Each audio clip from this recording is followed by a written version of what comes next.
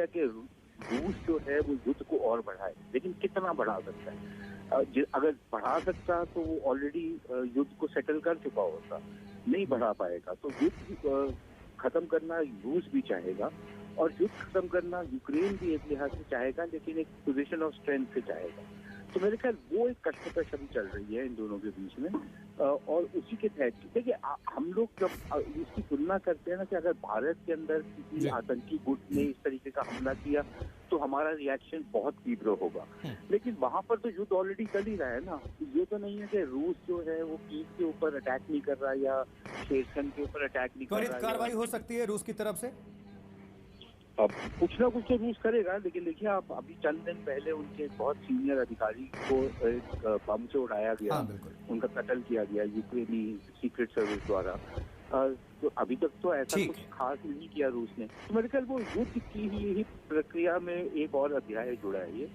कोई बहुत मेजर कोई फेरबदल होगा वो नहीं। सुशांत जी, हमसे जुड़ने के लिए बहुत बहुत शुक्रिया। सामरिक विशेषज्ञ सुशांत सरीन अभी फोन लाइन पर थे, जानकारी दे रहे थे। अब हम रुक करेंगे अशरफ फानी का।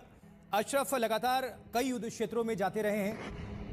अशरफ, आपको अब क्या जानकारी मिल रही है इस युद्ध के मद्देनजर? क्या कुछ डेटा सामने आया? कितना नुकसान पहुंचा रूस को? रूस ने क्या कुछ कहा? इंटरनल अभी क्या माहौल है? क्या चल रहा है रूस के अंदर तनातनी को लेकर? ये सब कुछ जो भी जानकारी है दर्शकों के बीच रखें।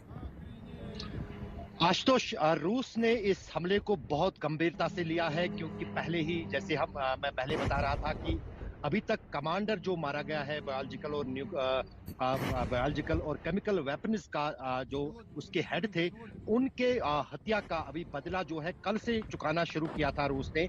कल कीव पर उन्होंने एक रॉकेट दागा था जिसमें एक बहुमंजिले बिल्डिंग में वो कीव में लगा था, और उसमें रूस का कहना था कि हमने जो लॉन्ग रेंज मिसाइल्स यूक्रेन को मिले हैं अमेरिका की तरफ से, उसके भंडार को निशाना बनाया। उसमें 3 लोग हताहत हुए थे, मारे गए थे।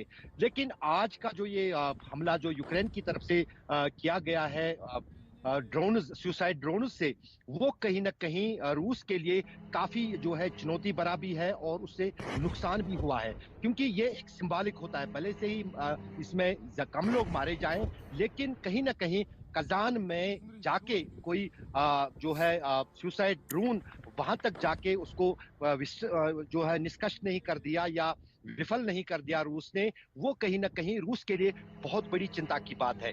दरअसल 2 दिन पहले जो है पुतिन ने एनुअल प्रेस कॉन्फ्रेंस में ये कहा था कि वो डोनाल्ड ट्रंप का इंतजार कर रहे हैं। डोनाल्ड ट्रंप जो ही अमेरिका की सत्ता संभालेंगे, राष्ट्रपति पद संभालेंगे, तो उन्हें उम्मीद है कि ये युद्ध रुक सकता है, वो सीज फायर कर सकते हैं।